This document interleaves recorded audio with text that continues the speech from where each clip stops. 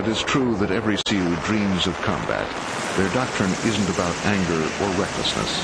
Instead, it is a crucial combination of observation, invisibility, and controlled violence.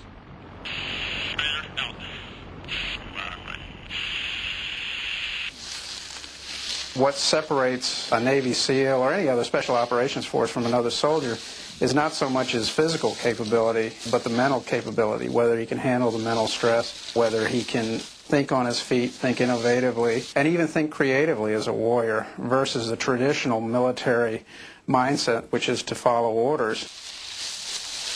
Navy SEALs are unconventional soldiers. They have to be. They are often the first ones to infiltrate enemy territory to collect intelligence.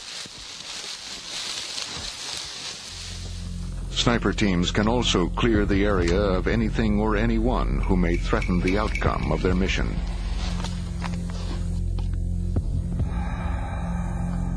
Undetected, they can establish the initiative, choosing the moment and location for the fight, theoretically striking at the enemy's weakest point.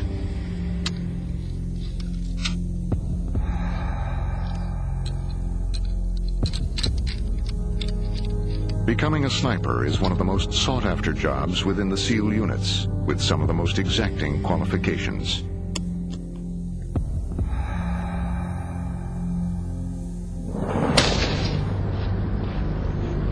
.50 caliber sniper rifles are becoming the wave of the future for special operations.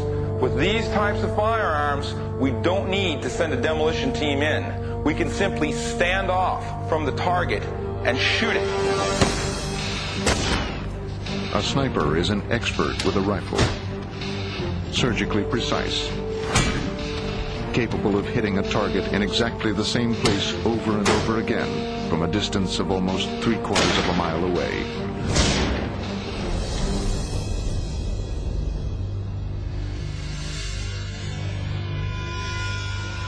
But a sniper must be more than a good shot. He must be extremely patient. In a real-world situation, snipers and their spotters spend hours, days, and weeks lying in wait. They call it stalking. Sometimes it takes an entire day for these teams to move less than a few hundred yards.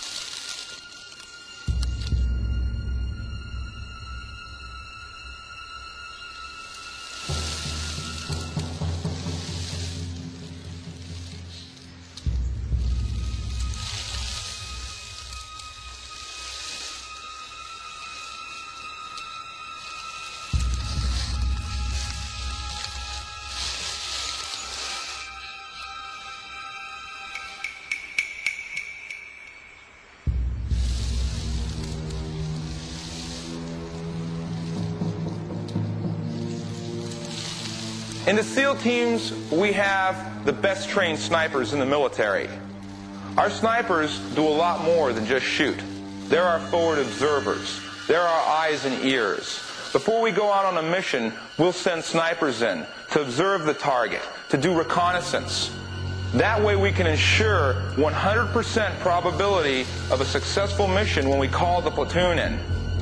Snipers can stand off and clean off a target, forcing enemy soldiers to take cover or flee while the rest of the SEAL team can take positions on the target and perform their mission. This keeps the enemy off balance, a tactic that works well for small units. 90% of a sniper's job is collecting intel. 10% is being a surgeon with bullets. Everybody around me is counting on me to make the shot go exactly where I want it to go every time.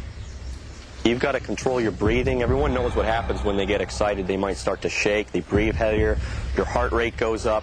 You've got to have control over that. You've got a lot of tunnel vision just looking through a 16-power scope, right? You can't see a whole lot. You're looking in a small area. But you also find yourself just focusing on one thing. For instance, the guy you just shot. There's some kind of morbid fascination where you want to go back and look at him. And you've got to pull yourself back from those effects of adrenaline so you're not wasting your time looking at someone who's already dead. He's not a threat anymore. You got to look for the new threat, address it, and neutralize it.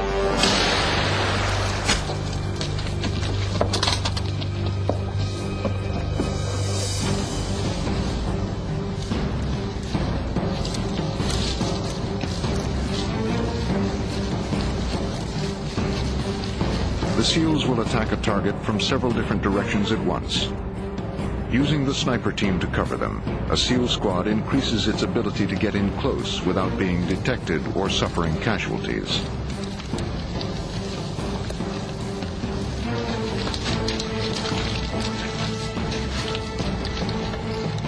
Once inside the target area, the squad can perform their mission while being protected by the sniper team.